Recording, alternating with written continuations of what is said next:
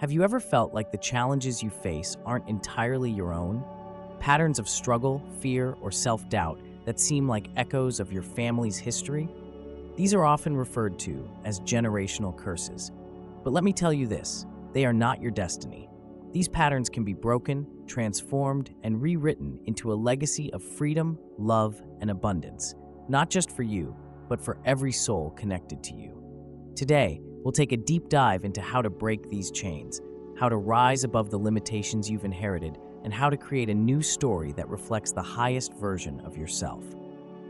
Step 1. Awareness. Seeing the patterns. Breaking free begins with awareness. You can't change what you don't see. Take a moment to look at your life. What challenges seem to repeat, not just for you, but for those who came before you?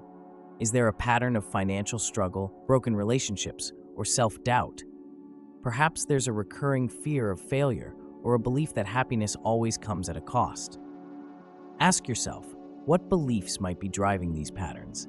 Maybe it's the idea that success always requires sacrifice, that love inevitably ends in pain, or that you're not good enough because that's what you've seen mirrored in your family. Here's the key. This process isn't about blame. It's not about pointing fingers or resenting the past. It's about understanding.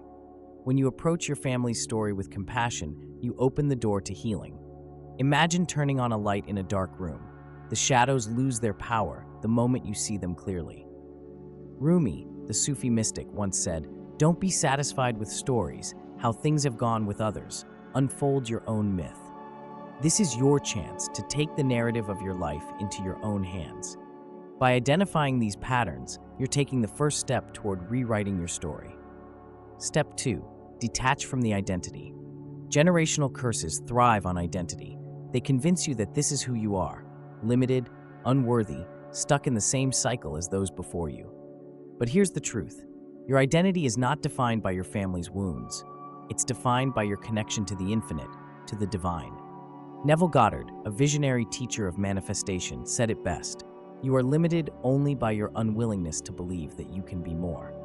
The moment you decide these patterns no longer define you, you begin to break free. It's not just about rejecting the past, it's about embracing who you truly are. Infinite potential. Try this simple affirmation. I am not my past.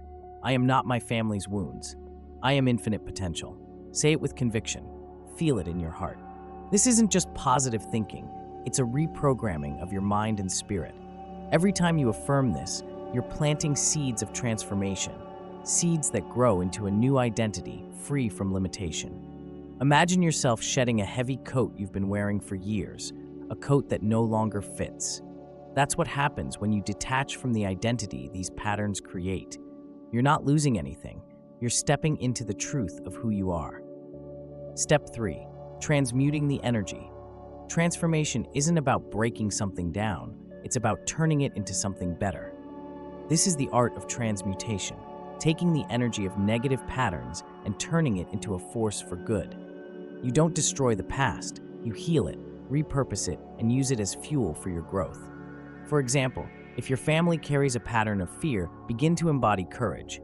If it's scarcity, focus on gratitude and abundance. These aren't just words, they're energetic shifts.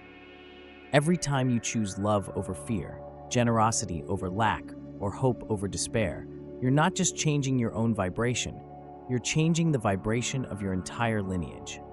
Rumi reminds us, be like a tree and let the dead leaves drop. Transmuting energy is about letting go of what no longer serves you while allowing new growth to emerge. Visualize this process. The negative patterns dissolve, and in their place, light and love take root. Step 4. Build a new legacy. Breaking free is only the beginning.